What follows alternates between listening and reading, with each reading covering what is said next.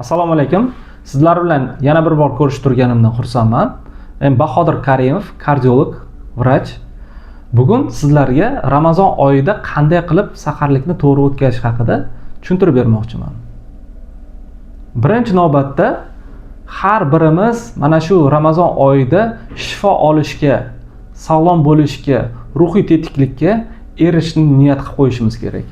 Buning uchun eng asosiy bizda saharlikni to'g'ri qilishimiz, unga nimalarga e'tibor berishimiz kerakligi va qanday xatoliklarga yo'l qo'ymasligimiz haqida bilib olishimiz zarur.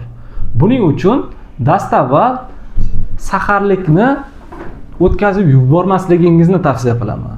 Sababi kun bo'yi bizdagi quvvatlarni chiqib ketishi, tushlikdan keyin, ya'ni kunning ikkinchi yarmida holsizlik, kayfiyatning buzilishi, asabiylashish, ishtiyoqning pasayib ketishi holatlari yuzaga kelishi mumkin. Bunday holatlarga uchramasligingiz uchun quyidagi narsalarni qilib o'tishingizni tavsiya qilgan bo'lardim. Birinchi navbatda saharlikni erta boshlashingizni tavsiya qilgan bo'lardim. Ana shu erta boshlashingizda dastavval qaynagan iliq suvdan boshlashingizni so'rab qolgan bo'lardim. 200-400 mg, ya'ni millilitr qaynagan issiq suv, bu degani 2 stakan issiq suv ichishingizni so'rab qolgan bo'lardim. Undan keyin 15-20 daqiqadan keyin asta-sekin saharlikni boshlashingizni so'rab qolgan bo'lardik. Ikkinchi navbatda saharligimizda nimalarga e'tibor berishimiz kerak?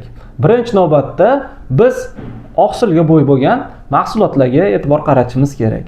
Bularga aytaylik, sut mahsulotlaridan tvorog, misol uchun brinzalar, tuxum, qaynatilgan, parda pishgan, mangalda pishgan, qovurilgandan tashqari barcha go'sht mahsulotlarini ozgincha iste'mol qilsangiz, bu oqsilga boy bo'ladi.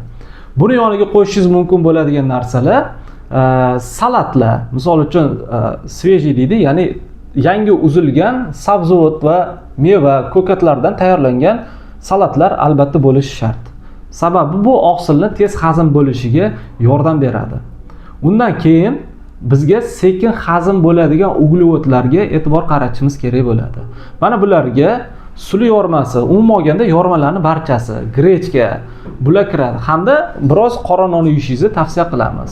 Agar shirinlikka ehtiyojingiz yuqori bo'ladigan bo'lsa, 2-3 ta, nari borsa 4 ta arab xurmosi yoki ajva xurmolarni yeyishingizni tavsiya qilamiz. Ana shundan keyin saharlikni vaqtliroq yopganingizdan keyin yopishingizdan oldin biroz suv ichib yopishingizni so'rab qolgan bo'lardik. Mana bu sizni kun bo'yi tetiklikka, quvvatingizni kunning ikkinchi yarmiga ham yetishiga, kayfiyatingiz joyida turishiga, ishingizni bemalol qila olishingizga yordam beradi.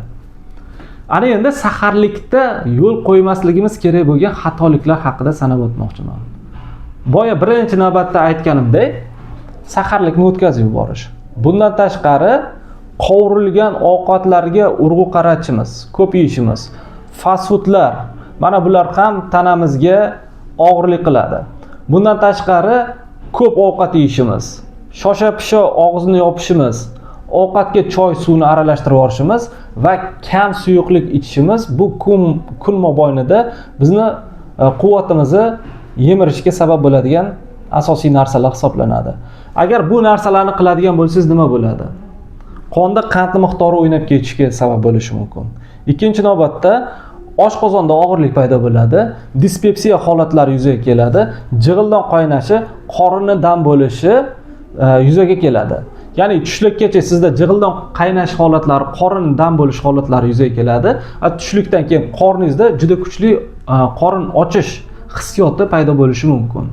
Mana bu narsa o'z navbatida organizm ortiqcha miqdorda yog' yig'ishiga sabab bo'ladi.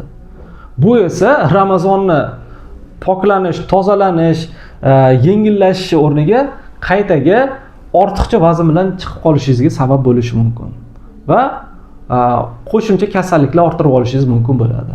Shu jumladan saharniy diabet, qonda qandning miqdori oshib ketishi, ya'ni qon bosimining oshib ketishi, qonni quyuqlashib qolishi hamda bizga ko'pincha Ramazonni noto'g'ri o'tkazishganligi uchun infarkt, insult kasalliklari juda ko'p murojaat qilishadi aynan Ramazondan keyin yoki Ramazonning ikkinchi yarmida. Mana bu xatoliklarga yo'l qo'ymasak, biz Ramazonni foydasini sezamiz va tanamizni tozalab, tiklab olishimizga sabab bo'ladi. E'tiboringiz uchun rahmat. Keyingi videolarda ko'rishguncha salomat bo'ling.